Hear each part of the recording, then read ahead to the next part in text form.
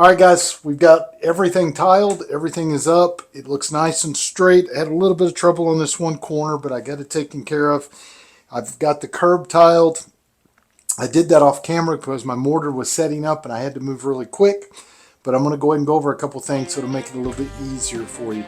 I did a solid piece top, and this is like a quartz top. And I cut that actually with a concrete blade with my circular saw. Just taped it out, made a line, made the line super straight. Took my time, went very slow, and it turned out perfect. I left just a little bit of a hair over the sides. I did that on purpose to make it look nice. When you do your front tile, I would try to make those pretty tight from top to bottom. I left a little bit of a grout line at the very bottom, and it actually won't be grout, that'll be silicone, because you generally will silicone this line. The back side, I have the same quartz back here that I have on top, and I have that fairly tight with a little bit of a silicone line at the bottom. I want to make sure that I can get some good silicone down inside of there so that water, when it fills up there, can't get behind it and pop it loose. Even though, remember, everything behind this is 100% waterproof. I just don't want my tiles popping off or anything like that. So this is in, it's good. One of the things I'm going to show you, I'm going to bring you in a little closer so that you can see something. This is probably one of the most important aspects of setting your curb. We're going to have a glass door here. The water will run down and hit this curb. You don't want it just puddling, or you don't want it running off into the rest of the restroom. So you slightly tilt your curb back into the shower. It's called breaking the bubble. If you look at your level here, you want to try to get that level where the bubble is going past one of the sides, which would be the upper side here. So I put it on here, and I am actually perfect. I don't know if you want me to pull in closer so that you can kind of see.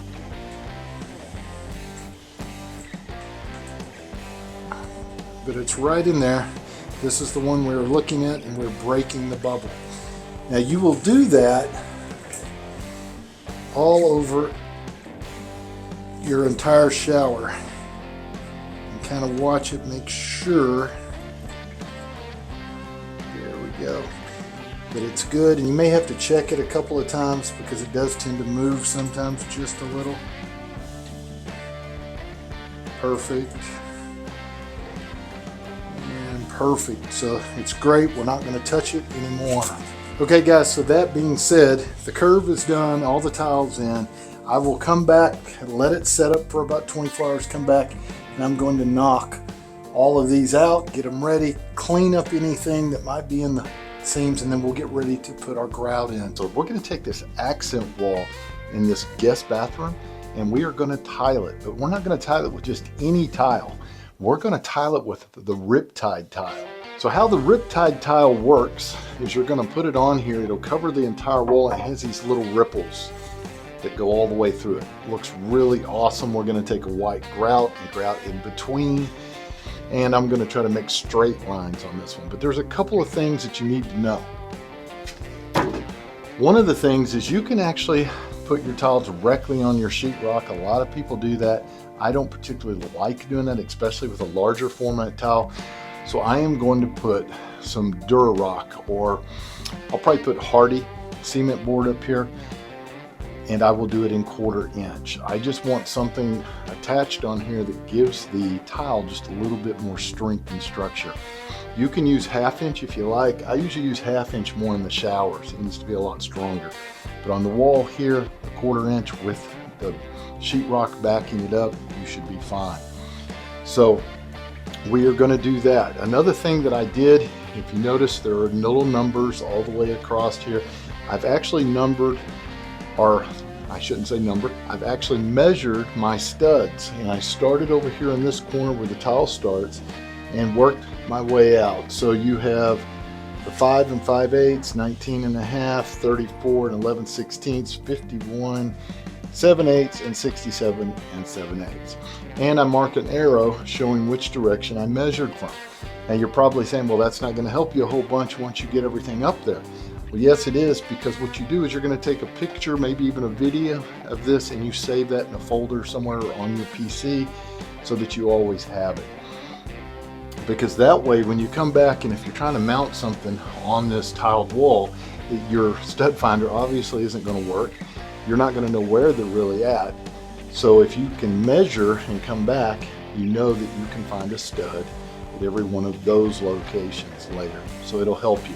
The other thing that I like doing, especially if it's a large format tile and I want everything extremely straight, is I will put a ledger board. I've already figured out my layout so that I don't end up with a sliver at the very top. So I've kind of cut it back just a little, and I will use this as my starting point and get everything nice and straight. And then that way it's nice and level all the way up and I'm not fighting it the entire time. Okay guys, I've marked everything out. Some of the things to keep in mind when you are dealing with concrete board, one of the big ones is you do not want to breathe in the dust, the silica. Make sure you're wearing a good respirator. Also, if you're using a circular saw or any kind of hand tool like that, you're liable to get things thrown in your eyes, so wear some eye protection. I like to wear gloves just in case I do happen to get nicked a little or I'm moving around with this stuff. It just protects my hands a little more. So we have it marked. We're going to go ahead and cut it.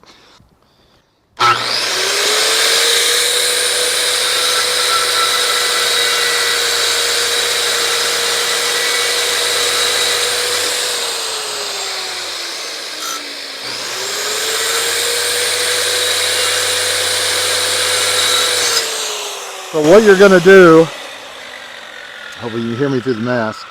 So what you're going to do is you're going to go past your line just a little because of the curve of the blade so that it actually cuts up to that line. If we flip this over, you'll see it's right on the line on the back side.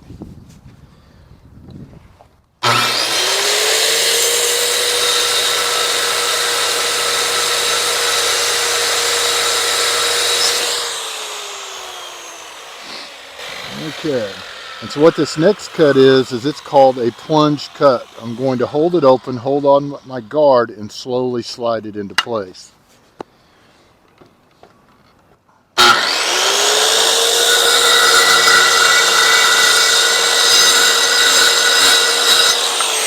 Just like that, and it's cut. Alright guys, so all we're going to do is set it up here and see exactly how that works. And that is perfect.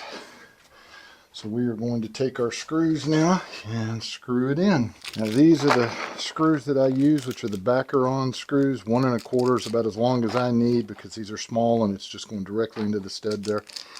You got a 1/2 inch of sheetrock. Should be plenty to grab a hold. And these come with the actual bit.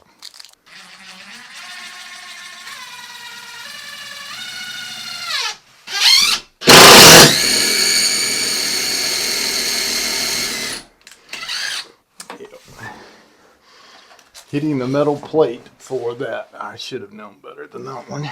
And one of the things I do like about this backboard is it has lines. So once you find your spot, you can just follow that line all the way down.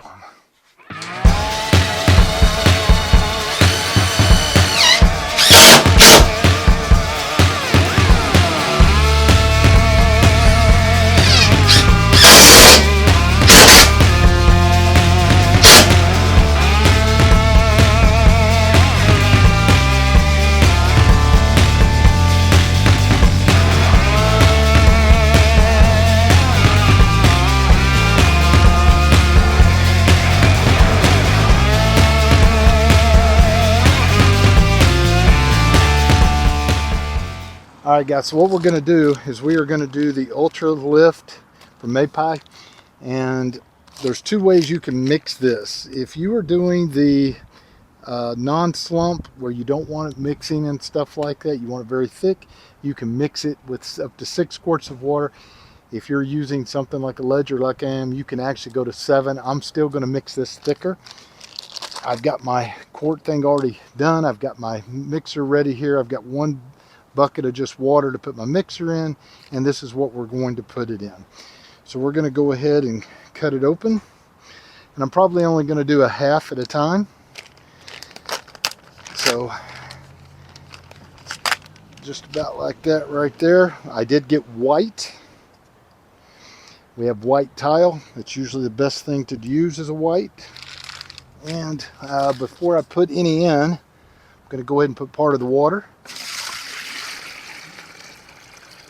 If you do that, it keeps it from clumping at the bottom quite so much, or so bad.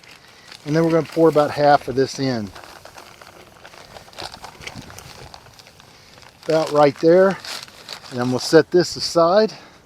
Grab the mixer, and we're going to mix. And I'm going to go ahead and bring you guys in a little closer so that you can see the mixing.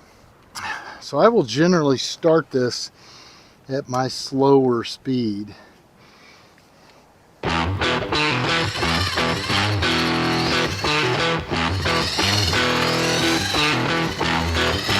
Start working it up a little.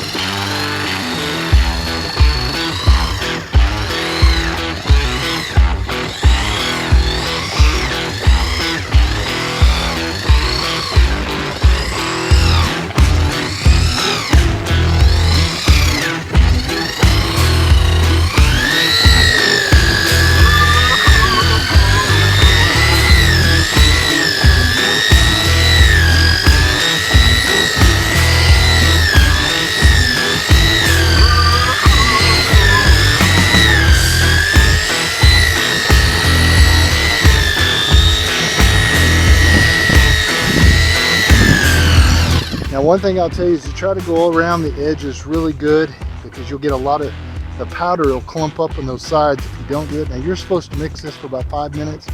Then you're going to let it set for about 5 minutes, because this has an additive in it. It's modified. You'll come back and do one last mix, and then we go in, we'll start applying.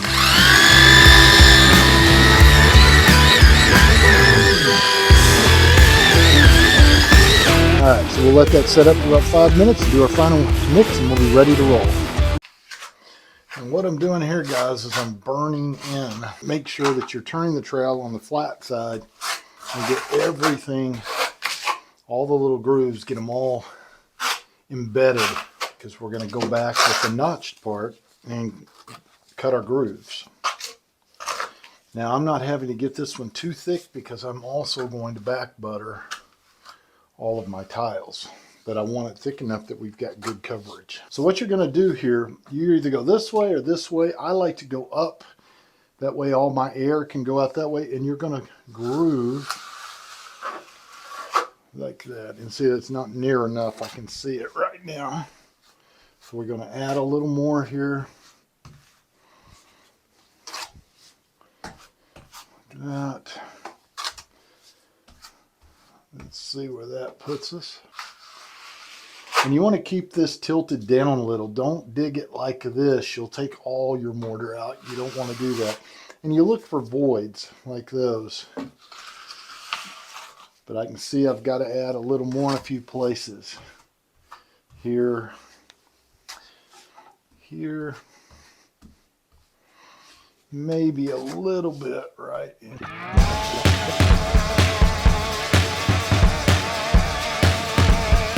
That looks pretty good. And now what we're going to do, let me move this a little closer, is we are going to back butter. So we're going to take our first tile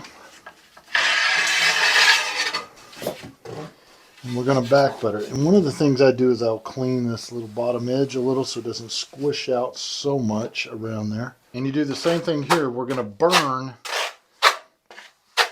in our mortar.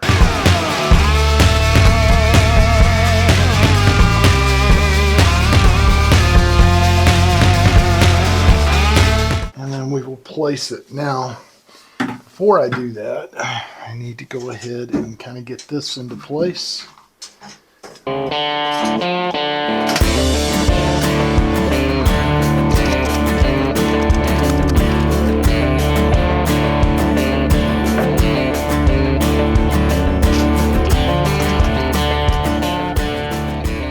So the challenge you're going to have on this wet saw is the arm, and these are really long tiles, so you'd hit. Luckily right now this one is going to be this way.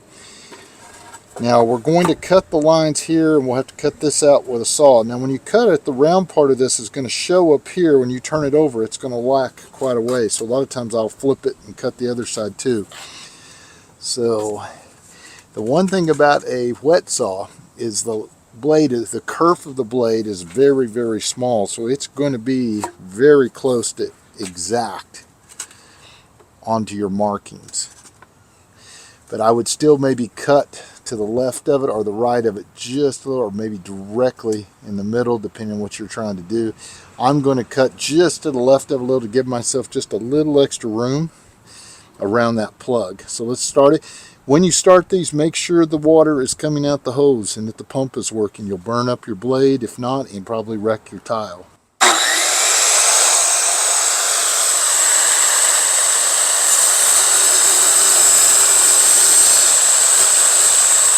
Okay. I'm going to do the same thing. I'm going to go just slightly to the right of my line on this side.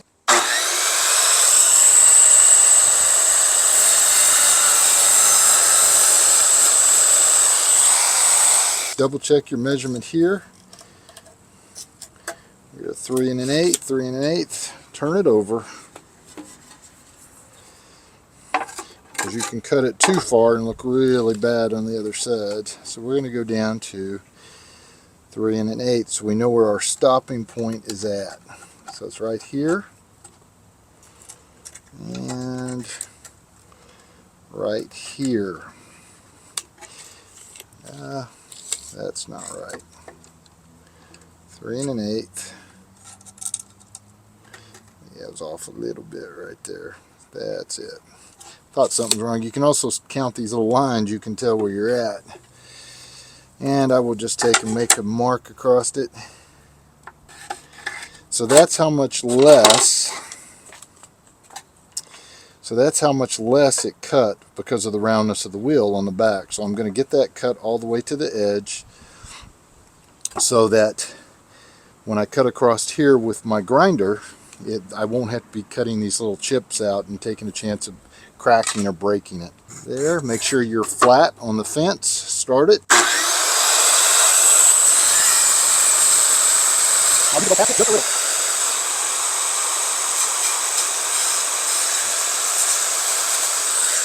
Start putting in our spacers. Okay, just like that. Fit with spacers and all. Make sure I can move that box. And we should be able to move the box out perfectly. All right.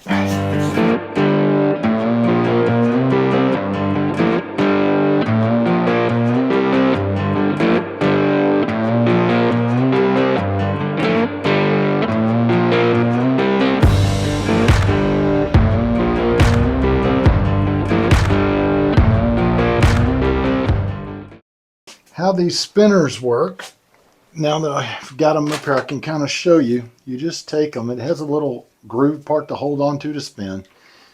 You take them up. Now you can use as many as you think you're going to need.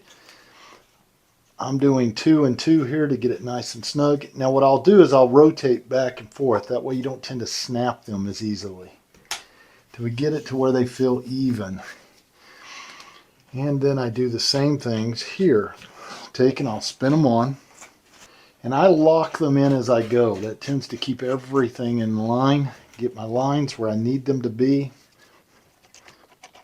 so things aren't moving around. I've tried to go in bigger swatches before, and it tends to be a problem. Now be sure you use a rag, wipe everything down early. It makes it much easier to clean up later, and watch your lines. If you have buildup, go ahead and use a grout tool, a screwdriver, whatever, and clean it out. Take that little bit out and have it out of the way. It's much easier to get it out now when it's wet than it is later when it is dry.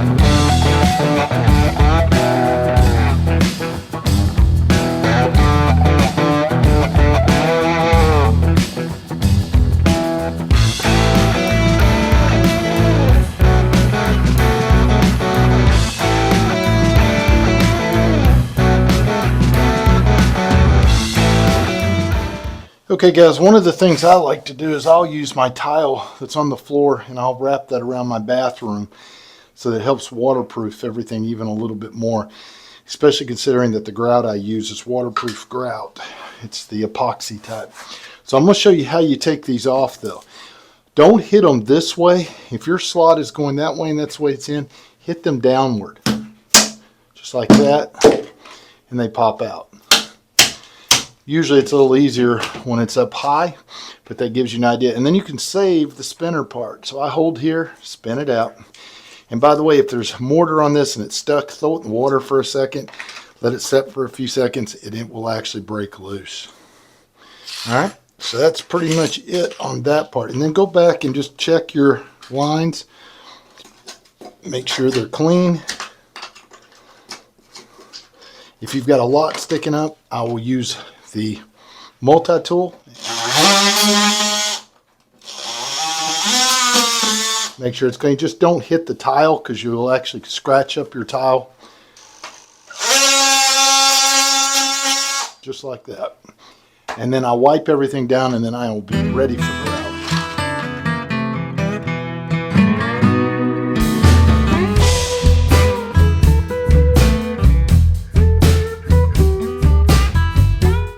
Okay guys, it's the next day. Everything is set up nice and neat. It looks nice. I wiped it down a little bit ahead of time just to make it a little bit easier. Always clean as you go. It makes it better. So point here though is we are going to be using an epoxy type grout. It has a sealer already in it.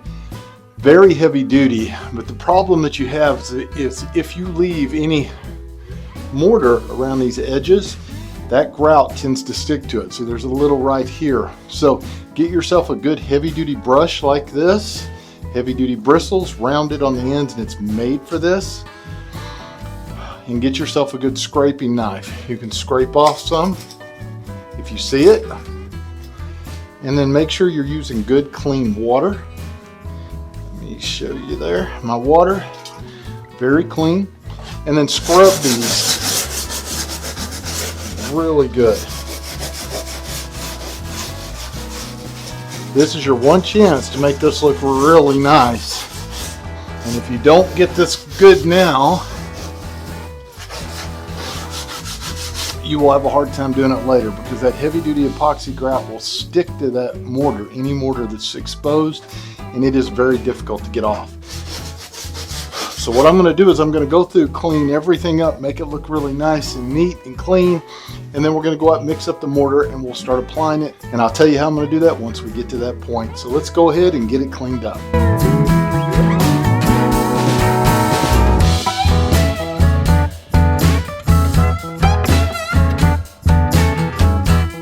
Okay guys, we're outside. We're going to go ahead and mix up our grout. And on the grout, we're going to use the Maypie 5044. It's an ember type color. And you go ahead and you pre-mix, or should I say pre-measure your water. It's going to take a quart of water, not a gallon. The print is very small on these. Be very careful that you do not try to put a gallon in and then pour this in. You'll be going to the store again. So I go ahead and pour about half of it in. Actually, I already have some water in here. Let me dump that out. Pour about half in.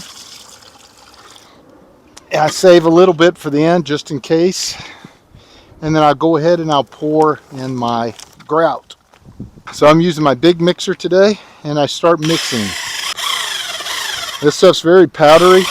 At first you're going to think you don't have enough water. Just keep mixing and see it starts actually clotting up.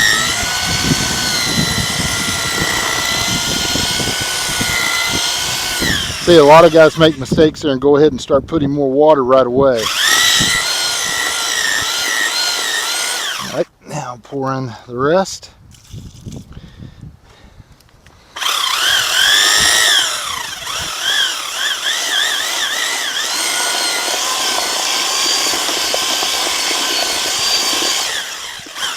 Now we go ahead and let that set for 5 minutes and we'll do a final mix and it's ready to go inside. Okay guys, it's been 5 minutes. You can see it kind of gets a little clumpy.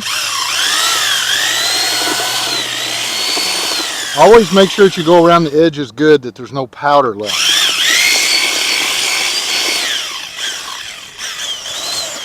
So a couple of things you're going to need. You're going to need a good float, the rubber like this, to squish everything down in. You want to go all directions and really push the grout in. I use a small one also. Sometimes in areas like this, it works really well to get into those areas.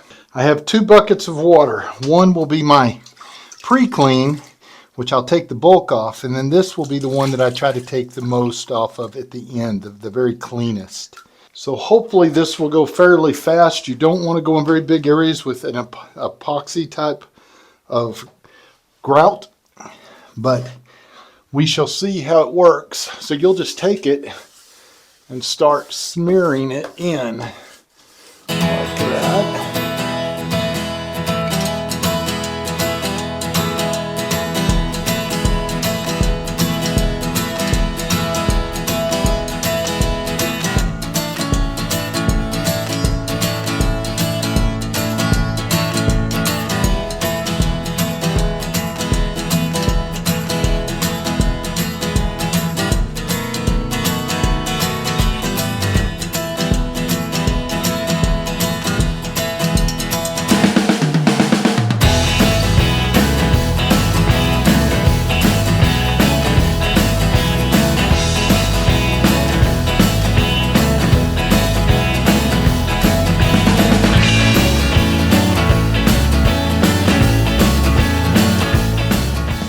We're going to do the 44 Bright Ultra White, which is made by Permacolor. We don't need anything with any extra sealer or anything in it. This is going to be an accent wall. There's no need to do that. Now, a hint on this: if this is the only bag you have, don't pour the entire bag in. Keep a little bit of the powder, so if you go back later, everything's clean and dry, and you notice a couple little spots that you need to touch up, you can get that little bit of powder you saved, mix it up, and go back in and fix those spots. So all I'm saving is probably about that much right there, just a very little bit. Okay guys, we're going to go ahead and get this white grout in now. Now one of the things that may make this a little different is going to be these little riptides. So we're going to try it, see how it works. I'm going to start at the top, work my way down. This is not a fast setting grout, so it should not be quite as difficult as doing something that's fast setting with the sealer in it. So let's see how this looks.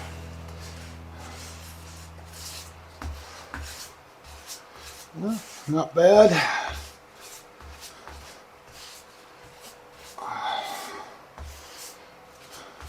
Be sure that you're going in all directions. If you get it on a drywall, try to pull it off of there because it's going to be harder to get off later. You can still hit it with your sponge. Now I'm going with the rips to be able to pull off the excess. You just don't want to dig out your grout, but you want it nice and smushed in there. You don't want voids.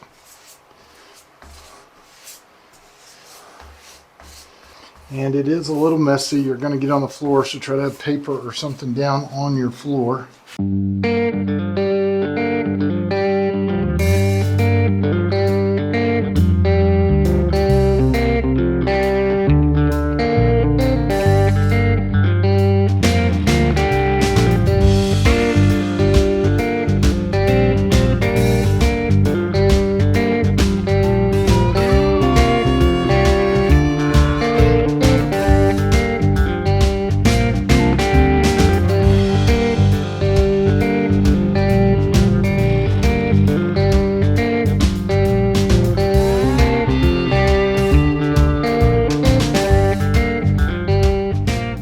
Okay guys, I have the riptide grouted. Everything went really well. Even though this was not a fast setting grout, it was still really hot outside. So you want to take your water, take it inside, let it get air conditioned and cold before you go and mix. It'll give you a little bit more time. I ended up having just one bag to do this, so I had to do the whole thing, and then it was hell getting everything clean, I'll tell you that. Now I'm probably going to go back with go pick up another bag and add a little bit more, because I do have a little bit of lippage here in a couple of places, but I think that'll make it look a little nicer. This wall was very hard to put the tile on because it was not a straight wall. This was the worst wall probably in the whole house. So, but anyway, it looks great. I love the way that all the riptides work together when you put each tile in. And the grouting was, believe it or not, with the little ripples was not really all that difficult. I think it was a little bit harder to work it in with it, not being a flat surface like a normal tile. But other than that, it really wasn't too difficult. Okay, the guys are here, the glasses on the right. They are setting everything up using the lasers, making sure that they know exactly where everything's going to set.